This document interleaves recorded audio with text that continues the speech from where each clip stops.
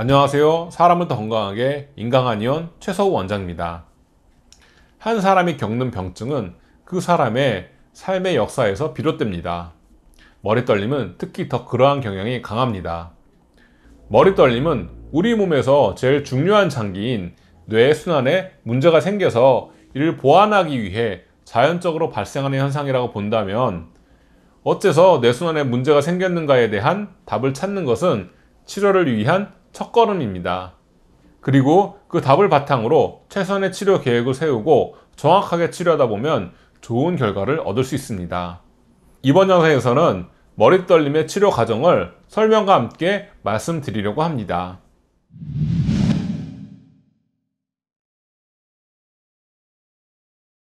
환자분의 나이는 59세로 여성분입니다.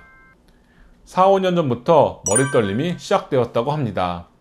처음에는 본인은 잘 모르고 가족과 친구들이 알려줘서 증상이 생긴 것을 알았는데, 최근 1년 사이에는 본인도 떨림을 자각할 때가 많아졌습니다. 피로하거나 긴장할 때, 집중해서 무언가를 볼 때 머리가 척추를 중심으로 좌우로 진동하듯이 떨리는 것을 느낀다고 합니다. 우선 외형을 통해 체질 진단을 했을 때 관골이 발달하고 뼈가 굵은 골대한 체질로 신장의 진액 생성과 순환 기능이 약해지기 쉬운 상황이었습니다. 그래서 신어형 머리떨림이 발생한 것입니다.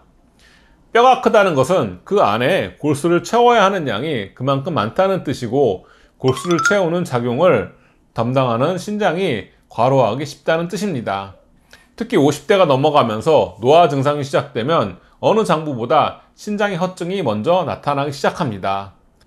전통 한의학에서는 이러한 현상을 큰 것이 병이다 라는 원리로 설명합니다. 사람은 누구나 자신의 발달한 부분을 더 많이 사용하는데, 이는 마치 좋아하는 색깔의 볼펜을 먼저 쓰다 보니 그 색이 먼저 닳아 없어지는 것과 같습니다. 우리의 오장육부도 이러한 원리로 자신이 발달한 장부를 과다하게 사용하게 되고, 이로부터 병증이 생겨나기 시작하는 것입니다. 뼈가 큰 체질은 힘이 강하고 체력이 좋습니다. 그러다 보니 일을 만들어서 한다는 얘기를 많이 듣습니다. 자신의 체력을 믿고 잠시도 쉬지 않고 부지런히 일을 하다 보면 뼈 안을 채우는 골수가 고갈되기 쉽습니다. 젊었을 때는 모르지만 50대가 넘어가면서 우리 몸의 노화가 시작되면 골수를 고갈시키는 만큼 채우지를 못합니다. 그럼 어떤 일들이 생길까요? 골수가 척추로 들어가면 척수가 되고, 척수는 머리로 올라가면 뇌수가 됩니다. 골수가 부족해지면 결과적으로 뇌수까지 말라갑니다. 그렇다면 머리에서는 부족해진 뇌수와 척수를 조금이라도 더 받기 위해서 머리가 자신도 모르게 좌우로 움직이기 시작합니다. 이것이 신어형 머리떨림이 생기는 기전입니다. 본 사례의 환자분에게 집에서 가만히 쉬지 못하시죠? 라고 여쭤보니 옆에서 함께 오셨던 따님이 어떻게 하셨어요? 가만히 계시는 법이 없고 일을 만들어서 하시는 스타일이에요 라고 웃으면서 알려주셨습니다.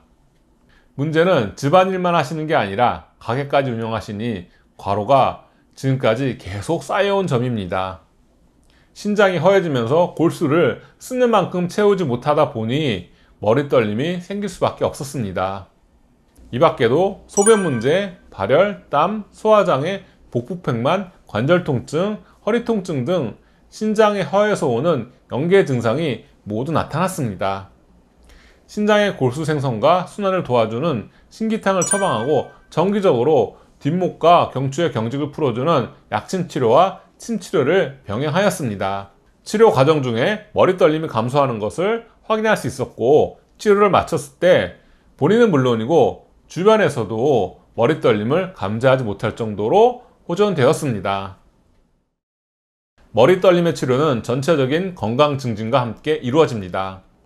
내 몸의 약한 부분이 좋아지면 떨림도 함께 사라지는 개념으로 이해하시면 될 것 같습니다.